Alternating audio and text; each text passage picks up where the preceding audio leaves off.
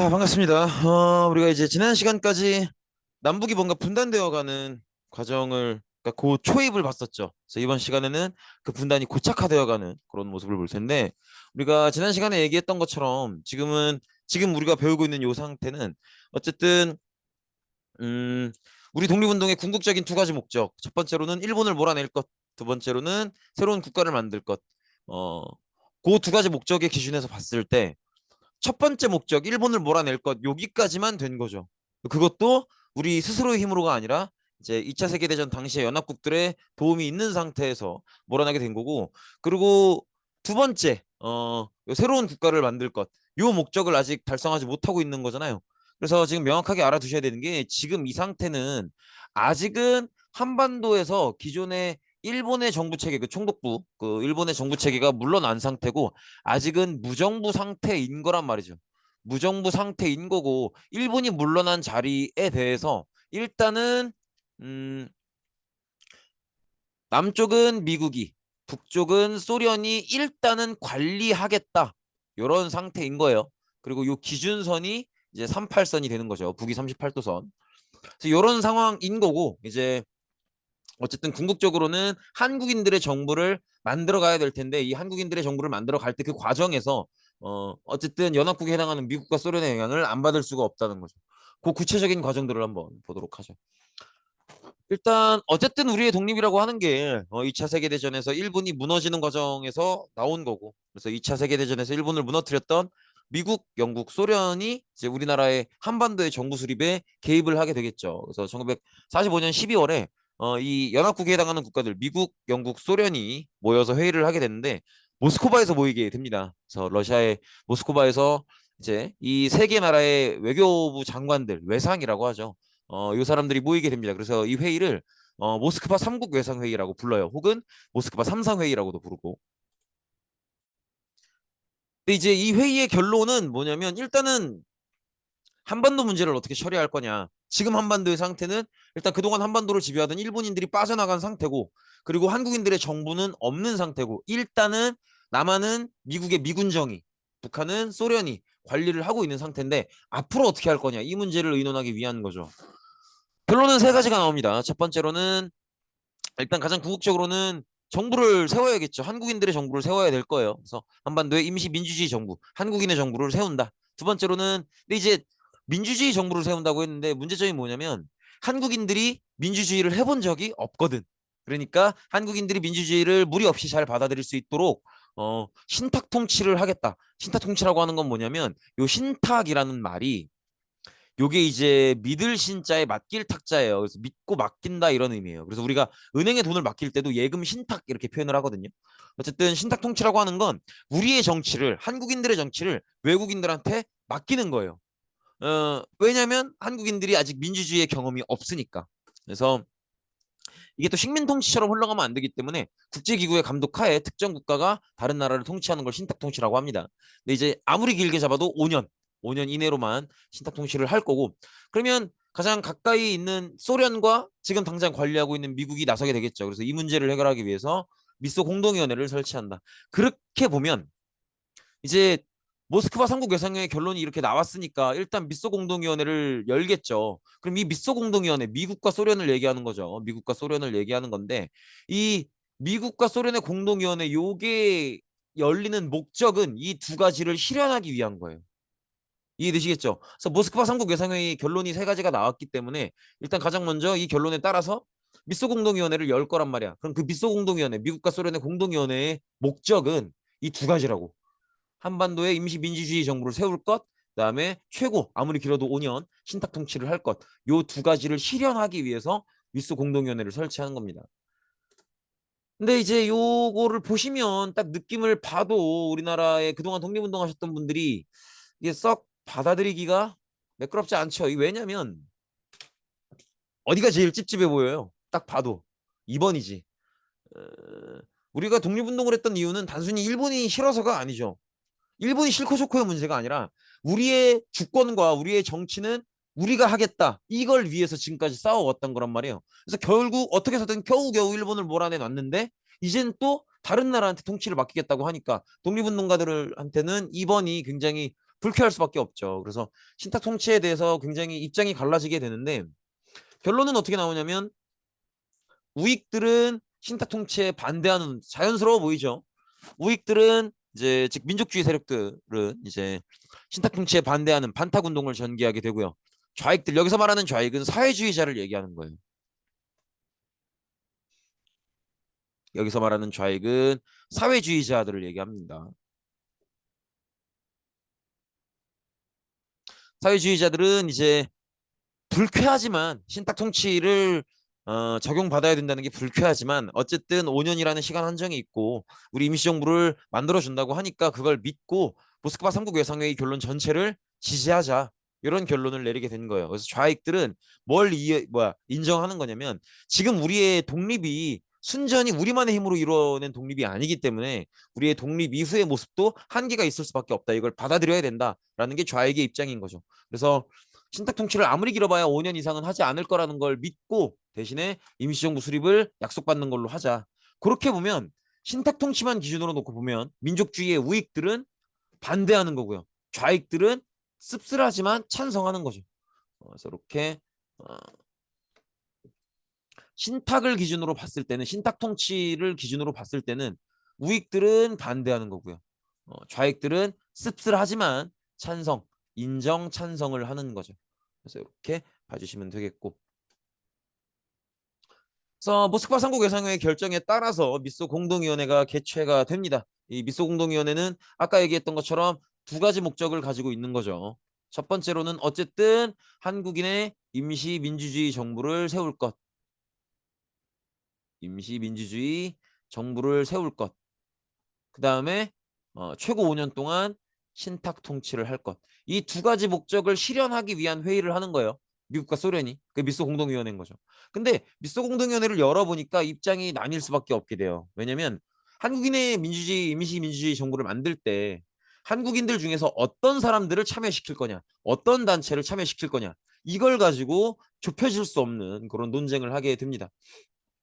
그리고 이 와중에도 여운형 선생님, 김규식 선생님 이 두 분은 통일 정부를 수립하려고 굉장히 노력을 많이 해요. 이 윗분이 윗사진 글씨가 좀 가리네. 이 윗사진에 콧수염 있으신 분이 여운형 선생님이시고요. 이 아랫사진에 안경 쓰신 분이 김규식 선생님이십니다. 어쨌든 그런데 어, 통일 정부 수립을 위해서 노력한다는 건 무슨 얘기예요? 지금 보면 딱 봐도 분위기가 그렇잖아요. 38선 갈라놓고 남쪽은 미국 주도하에 우익들이 있고요. 그다음에 북쪽은 소련 주도하에 사회주의자들, 좌익들이 있단 말이에요. 글씨를 이상하게 쓰네. 그러니까 이제 지금 이런 상황인 거는 왠지 느낌이 영영 이대로 쭉 갈 것 같단 말이야. 이 분열된 상태로. 근데 그러면 안 되겠죠. 그래서 이걸 막고 통일 정부를 수립하기 위해서 노력을 하는 거죠. 그래서 이걸 이제 이 운동을 좌우합작 운동이라고 하는데 결국은 실패하게 돼요. 그리고 실패할 수밖에 없는 운동이고.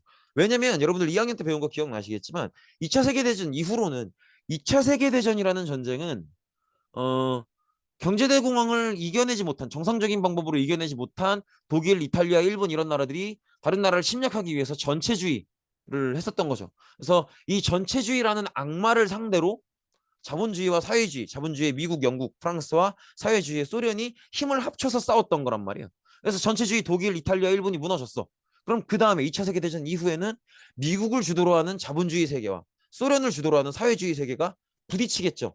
그래서 실제 세계대전이 있지는 않았지만 분위기만큼은 세계대전이라고 부를 수 있을 만큼의 차가운 분위기가 있었죠. 그걸 우리가 뭐라고 불러요? 콜드워, 냉전이라고 부르죠. 그래서 2차 세계대전 이후에는 냉전 분위기로 쭉 갈 거기 때문에 한반도 국내에서도 이 우익들과 사회주의자 좌익들이 합쳐지기가 어려운 상황인 거죠. 그래서 좌우합작 운동은 이 여운형 김규식 선생님의 슬픈 예감대로 실패할 수밖에 없었던 거죠. 그리고 그 이듬해 47년에 미소공동위원회가 다시 열리는데 또 똑같은 문제로 또 이제 좁혀질 수 없는 거리만 확인하고 성과 없이 끝이 나게 됩니다. 이게 왜 이럴 수밖에 없냐면 잘 생각을 해보셔야 되는 게 보세요. 미국은 어쨌든 좌익이 사회주의자고 우익이 민족주의자이기 때문에 미국은 사회주의자를 끌고 갈 수가 없잖아요. 그러니까 미국은 우익을 따라가야 돼요. 우익을 데리고 움직여야 돼, 미국은. 그렇죠.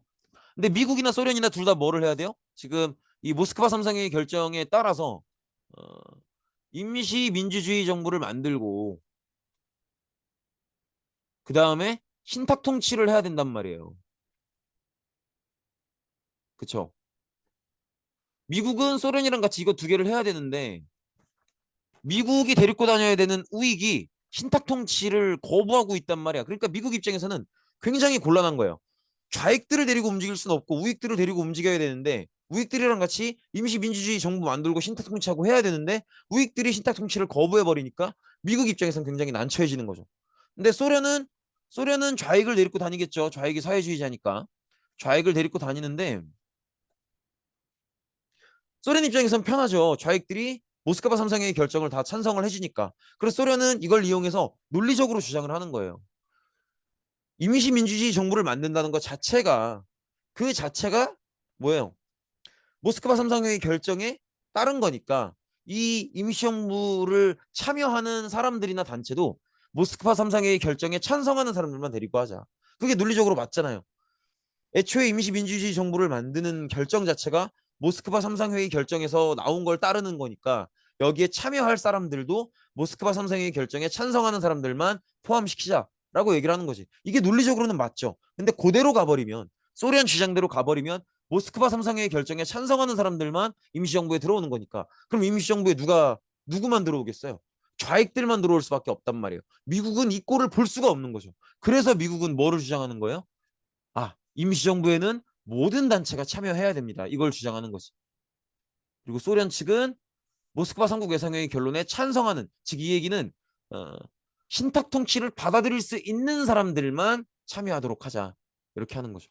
이해되시겠죠? 그러니까 소련 측은 어떻게 해서든 한반도에 새로 만들어질 임시 민주주의 정부에 좌익들만 밀어넣고 싶은 거예요. 그러니까 이런 주장을 하는 거고 미국은 그 꼴을 못 보겠는 거고. 근데 이제 우익들이 신탁 통치에 거부하고 있으니까 미국 입장에서는 굉장히 곤란한 부담이 있는 거지. 이렇게 보시면 되겠고요. 어쨌든 미소공동위원회를 두 번이나 열어봤는데 안 됐잖아요. 그 얘기는 임시민주주의 정부를 만드는 것도 신탁 통치를 하는 것도 어려울 거란 얘기죠. 두 번이나 해봤는데 안 됐잖아요. 그래서 미국은 더 이상 미소공동위원회를 또 여는 건 무리가 있다라고 생각을 해서 이 문제를 유엔에 넘기게 됩니다. 그래서 지금 이 문장 미국이 한반도 문제를 유엔에 넘긴다 이 얘기는 어떤 의미냐면 앞전에 있었던 모스크바 삼상회의, 삼국 외상회의를 포기하겠다는 거예요. 요걸 포기하겠다. 이런 의미예요. 유엔으로 넘긴다는 건. 그래서 이건 이제 없는 거지. 이해되시겠죠? 그러면 그리고 사실은 속내는 그런 것도 있어요. 유엔을 거의 주도하는 게 미국이니까 미국 프레임 안에서 한반도 문제를 해결하고 싶다. 이런 속내도 있는 거죠. 근데 유엔의 결정은 아주 상식적이고 민주적인 결정이 나와요. 남북한 인구 비례에 의한 총선거로 간다. 이렇게 결론이 나오게 됩니다. 그리고 결론이 하나 더 나왔던 게 신탁 통치는 한국인들이 너무 싫어하니까 신탁 통치는 없는 걸로 한다. 이런 두 가지 결론을 내리게 됩니다. 그런데 유엔이 남북한 인구 비례 총선거 요 결정을 내렸잖아요. 신탁 통치는 안 하고. 그래서 선거를 진행하기 위해서 임시 한국위원단을 보내요. 보냈는데 소련이 북한 입국을 막아요. 왜냐면 인구 비례 총선거라고 하는 게 이제 인구 비에 맞게 대표를 뽑겠다는 거잖아요. 예를 들면 이런 거라고. A 도시는 인구가 한 30만, 아유, A 도시는 인구가 한 10만 됩니다. 그리고 B 도시는 인구가 한 5만 돼요. 근데 B 도시에서 국회의원을 한 명 내. 그러면 A 도시에서도 한 명 내면 이거는 아닌 거죠. 이렇게 되면 잘못된 거지. A 도시가 5만 명인데 한 명 내는 거면, B 도시가 5만 내는데 한 명 내는 거면 A 도시는 10만 명이면 두 명은 나와줘야죠. 그래야 5만 명당 한 명 정도의 인구 비례를 지키는 거죠. 지금 우리도 그렇게 하고 있잖아요. 인구가 많은 지역은 뭐 하나의 선거구라고 해도 그거를 막 갑, 을 이렇게 하나의 지역이라고 해도 하나의 동이라고 해도 갑, 을 뭐 이렇게 나누잖아요. 예를 들어서 A 동이 뭐 무슨 동 무슨 동인데 A 동이 인구가 엄청 막 9만 10만 이렇게 많으면 갑 A동 을 이런 식으로 나눈단 말이에요. 인구가 많으면 인구 비례를 지키기 위해서. 근데 이걸 소련은 받아들일 수가 없는 거예요. 왜냐하면 기본적으로 북한은 워낙 춥기도 춥지만 산간 지역이 많잖아요. 근데 남한은 그래도 그나마 평야가 있다고. 그러니까 남한이 인구가 많을 수밖에 없어요. 남한이 인구가 더 많을 수밖에 없고 그러면 인구 비례로 총선거를 하면 예를 들어서 한 10만 명당 한 명의 국회의원을 낸다. 근데 남한이 한 인구가 1,800만 돼. 그다음에 북한이 한 1,200만 돼. 그러면 국회의원을 뽑으면 뭐 이렇게 남한 출신 180명, 북한 출신 120명. 뭐 이런 식으로 구성이 되겠지. 그러면 뭘 의논을 해도 다 남한 측 사람들의 주장대로 흘러갈 거 아니에요. 남한 측에서 뽑혀 올라온 국회의원들이 많으니까. 이해되시겠죠? 그럼 소련은 이런 회의를 받아들일 수가 없죠. 그래서 소련이 반대하면서 이제 유엔 임시 한국위원단이 북한에 못 들어가게 되고요. 그래서 유엔이 이 문제를 놓고 다시 한번 회의를 해서 새로운 결정을 내린 게 가능한 지역에서만이라도 총선거를 하자. 그러면 여기서 말하는 가능한 지역은 어디를 얘기하는 거예요? 남한을 얘기하는 거죠. 이렇게 봐주시면 되겠고, 그래서 남한의 단독 선거를 의미하는 거고, 여기에 불을 지피는 게 이승만이었어요. 이승만이 정읍이라는 도시가 있어요. 그 전라북도에 가시면 있는데, 여기 가서 연설을 하면서 무슨 얘기를 하냐면, 이제 우리는 무기 휴회된 공의가, 즉 미소 공동위원회가 재개될, 다시 열릴 기색도 보이지 않고 있고요. 통일 정부를 기다리고 있지만, 고대 하나 기다리고 있지만 여의하지 않으니 잘 안 될 것 같으니까 우리는 남방만이라도 임시정부 혹은 위원회 같은 것을 조직해서, 그래서 지금 빨간색 쳐져 있는 이 두 줄, 요게 의미하는 건 뭐예요? 남한의 단독 정부를 얘기하는 거죠. 그래서 이승만이 이 얘기를 꺼내게 됩니다. 남한 단독 정부 얘기를 꺼내게 되는 거예요.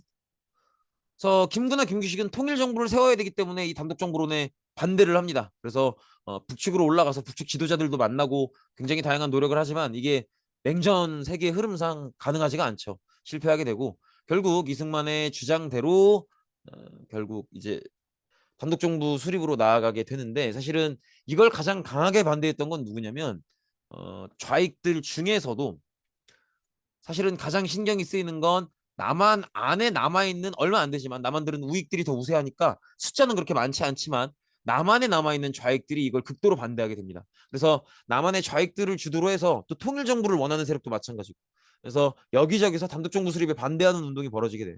근데 우리가 특히 제주도에 주목하는 이유는 뭐냐면 제주 4.3 사건이라는 사건이 어떤 사건이냐면, 제주도는 섬이잖아요. 근데 이 제주도 섬에서 단독정부 수립에 반대하는, 사실은 이제 제주도 안에 있었던 좌익들이죠. 이 좌익들이 단독정부 수립에 반대하는 운동을 벌이기 시작해요. 그래서 군대와 경찰이 이걸 진압하기 시작하는데, 섬이다 보니까 이제 밖으로 나갈 수가 없잖아요. 그래서 포위 선멸 진압을 하게 됩니다. 근데 문제는 이 포위 선멸 진압을 할 때 내가 진압하는 이 사람이 그냥 일반 어부인 건지 아니면 단독정부 수립에 반대하는 그런 운동을 하는 사람인 건지 구분하지 않고 폭력 진압을 했다는 거예요. 그래서 굉장히 많은 아무것도 모르는 일반 민간인들, 좌익, 우익, 신탁통치, 반탁통치 이런 건 아예 모르고 미국이 뭔지도 모르는 그런 일반적인 어부들도 피해를 엄청나게 많이 당하게 됩니다.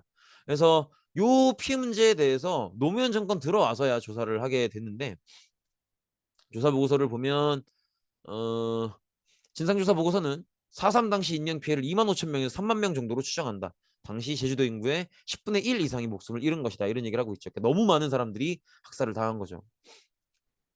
이게 진짜 되게 비참한 거인 게, 우리가 3.1운동 때 제함리 학살 배웠죠. 그때 30명 안짝 죽어요. 일본인들이 죽이는 게. 근데 여기서는 지금 3만 명 가까이 죽이고 있죠. 그러니까 얼마나 비참한 어떤 역사적 현실인지를 볼 수 있죠. 이건 분명히 국가 정권에 의한 민간인에 대한 폭력이잖아요. 그래서 정부가 사과를 해야 맞는데 미루고 미루다가 노무현 정권 때 사과를 하게 됩니다. 그렇고요. 그리고 이 제주도 4.3 사건 당시에 이 단독정부 수립 반대 운동을 하고 있는 이 좌익들을 진압하기 위해서 전라남도에 있는 여수 순천 지역의 군인들에게 이 진압을 명령을 내리게 돼요. 근데 여수 순천의 군인들 중에 일부가 이 명령을 따르지 않는, 거부하는 그런 이제 반란을 일으킵니다. 그래서 이걸 여수 순천 11구 사건이라고도 하고요. 여순 반란이라고 얘기하기도 합니다. 어쨌든 그렇고요. 어쨌든 이런저런 난리들이 있었지만 결국에는 선거를 치르게 됩니다. 그래서 여러분들 이건 구분하시죠? 총선이 있고 대선이 있죠. 이거 구분하셔야 돼요. 총선은 뭐예요? 누구 뽑는 거야? 총선은 국회의원을 뽑는 거죠. 아, 나 이거 끝에 삐침 좀 안 생겼으면 좋겠는데 이거 왜 이렇게 생기는 거지? 이런 거. 아무튼 총선은 국회의원을 뽑는 거고요. 이런 거, 이런 거. 대선은 대통령을 뽑는 거죠. 대통령을 뽑는 건데 50 총선거를 했다는 거잖아요. 그러면 누굴 뽑는 거야? 국회의원을 뽑는 거죠. 여기 이제 역사상 처음으로 우리가 선거라는 걸 해본 거죠. 선거라는 걸 해본 거고, 그래서 국회의원을 뽑아서 국회를 만들겠죠. 그렇게 만들어진 국회가 재헌의회입니다. 재헌국회라고도 하고. 왜 이름이 재헌의회인지 느낌이 오시죠? 국회에서 하는 역할은 법을 만드는 거잖아요. 근데 이번에 처음 국회가 만들어진 거니까 아직 만든 법이 없겠죠. 이제 법을 만들어야 되는데 법 중에 법, 가장 기본이고 근간이 되는 법 뭐예요? 헌법이죠. 그래서 이 헌법을 만드는 의회이기 때문에 만들 제자에 이제 그래서 재헌의회, 헌법을 만드는 의회 이렇게 구성이 되는 거죠. 재헌의회에서 헌법을 만들게 되고요. 그리고 민주주의 운영 방식에는 크게 두 가지가 있습니다. 의원 내각제라고도 하는데 내각 책임제가 있고요.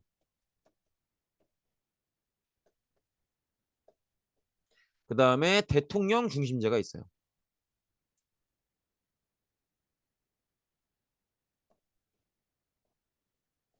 대통령 중심제가 있는데 내각 책임제라고 하는 건 내각이 뭔지 기억나시나요? 내각은 어, 국회의원이랑 달라요. 국회의원이랑 다르고 이제 정부의 각 부처가 있죠. 예를 들어서 음, 뭐 교육부, 국방부, 건설교통부, 과학기술부 이런 부처들이 있잖아요. 각 부처의 장관과 그 바로 위에 국무총리까지 요들이 내각이에요. 그러니까 공무원 관료들 중에서 가장 높은 사람인 거죠. 근데 이 내각을 내각 책임제는 의회에서 뽑겠다는 거예요. 의원들이 직접 하든 아니면 의원들이 추천을 하든 어쨌든 이 내각을 의회에서 뽑겠다는 게 내각 책임제입니다. 그러니까 의회의 권력이 굉장히 강조된 그런 시스템이죠. 그다음에 대통령 중심제는 음, 이 내각을 대통령이 직접 임명을 하는 거예요. 그게 대통령 중심제예요. 이해되시겠죠? 그렇게 보시면 되는데 지금 우리나라는 대통령 중심제예요. 근데 이때는 처음 의회를 만들 때 여기서 만들었던 헌법에 따르면 내각 책임제를 선택을 하게 돼요. 그래서 내각 책임제를 선택을 해서 근데 내각 책임제는 특징이 의회의 권력을 굉장히 강화한 거기 때문에 대통령도 의회에서 뽑습니다. 그래서 재헌의회에서 대통령을 뽑는 거죠. 의원들끼리. 그래서 선출된 게 바로 이승만이었습니다. 그래서 이승만이 대통령으로 선출이 되고요. 그래서 꼬박 3년 만에 1948년 8월 15일에 이제 우리가 광복한 지 꼬박 3년 만이죠. 대한민국 정부가 수립이 되는 거고요. 그다음에 유엔은 이 대한민국을 이제 한반도의 유일한 합법 정부로 승인을 하는 거죠. 근데 북한에도 정부가 있는데 왜 여기만 합법 정부로 승인을 하는 거냐면 요것 때문에 그래요. 선거 때문에. 그래서 민주주의적인 절차를 거쳐서 만든 정부이기 때문에 합법 정부로 유일하게 유엔이 승인을 하는 거죠. 그리고 이제 제헌국회에서는 어쨌든 이렇게 뭐 남한만 했다라는 한계점이 있지만 어쨌든 그 독립운동의 궁극적 두 단계를 다 완성을 한 거잖아요. 일본을 몰아내고 우리만의 국가를 세우고 다 한 거죠. 그렇기 때문에 이제 과거를 털어야겠죠. 그래서 반민족 행위 처벌법을 제정하게 됩니다. 그래서 친일파를 청산하려고 하는 건데 요걸 이제 이승만 정권이 방해를 하게 돼요. 이게 왜 그런 이게 되게 의외로 받아들여지실 거예요. 왜냐면 이승만은 본인이 임시정부 대통령을 했을 정도로 독립운동가였잖아요. 근데 요거를 왜 방해를 하는 거냐면 요거 이렇게 보셔야 돼요. 이승만이 단독 정부를 지지했었죠. 요 정부 수립되기 전에. 그래서 정읍 발언했던 거 아니에요? 기억나시죠? 단독 정부를 지지했었던 근데 사실은 남한의 단독 정부를 세우고 싶은 건 사실은 이건 미국의 바람이죠. 미국이 이제 소련이랑 타협이 안 나니까 남한만이라도 단독 정부를 세우고 싶은 거예요. 그래서 사실은 미국은 남한의 단독 정부를 세울 생각을 하고 이 문제를 유엔으로 넘겼던 거죠. 그러니까 이승만이 단독 정부를 지지하는 건 자기가 정치적으로 성장할 때 미국의 지원을 받고 싶다는 거예요. 그리고 또 이승만은 미국에서 오래 생활한 인물이니까 미국 입장에서도 이승만이 편한 거고. 그래서 미국이 이승만을 지지해 주는데 사실은 우리나라의 정부가 생기기 전에 일본이 이제 쫓겨나고 남한 지역을 미군정이 통치를 할 때 미군정 입장에서 미군정은 우리나라의 정부 역할을 하겠답시고 들어와서 정부 역할을 하고 있지만 사실은 한반도의 현실도 잘 모르고 그다음에 정치에 대한 노하우도 별로 없단 말이에요. 그러니까 미군정 입장에서는 한반도에 대한 어떤 노하우를 잘 알고 있는 가장 데려다 쓰기 편한 사람들이 친일파 관료들이에요. 총독부에서 일하고 있었던. 그래서 왜냐면 친일파 관료들은 나쁜 사람들이지만 어쨌든 36년 동안 이제 조선을 식민 지배했었기 때문에 조선 한반도의 현실을 잘 알고 있단 말이에요. 그래서 미군정들이 이 친일파 관료들을 그냥 그대로 쓰게 돼요.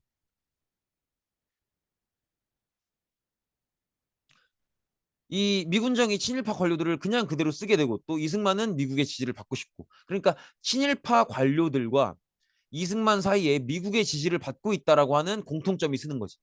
이해되시겠죠? 그래서 친일파 관료들은 이승만을 지지하게 됩니다. 반대로 이승만 입장에서도 친일파 관료들이 자기의 정치적인 핵심 지지 세력인 거고.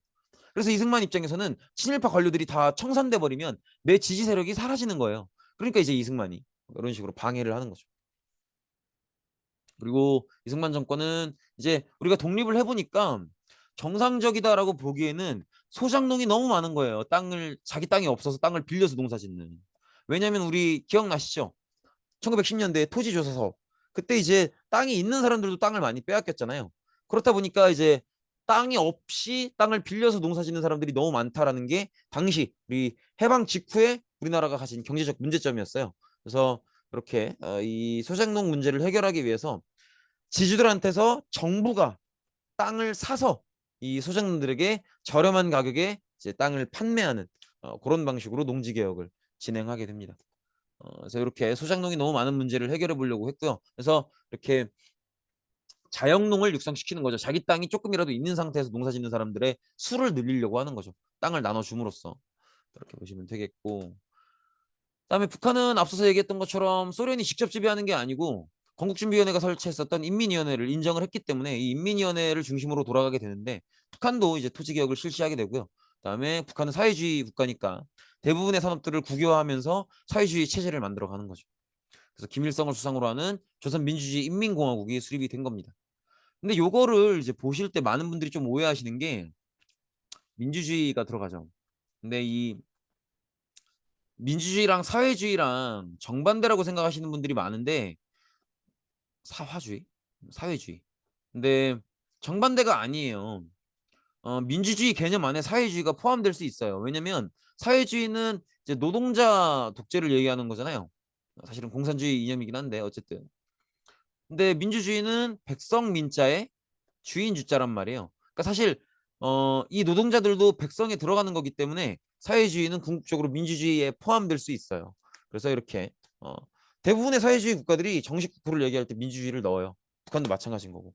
그래서 모순된 관계가 아니다라는 걸 아시면 되겠고 어쨌든 김일성을 수상으로 하는 조선민주주의 인민공화국이 수립이 되면서 남한에는 48년 5월 10일 총선으로 수립된 재헌의회 중심의 정부가 있는 거고 북한은 김일성 중심의 정부가 들어선 거고 그래서 이렇게 남한과 북한 분단된 정부가 두 개의 정부가 들어서게 됐다는 거죠. 네, 오늘은 여기까지입니다. 고생 많으셨습니다.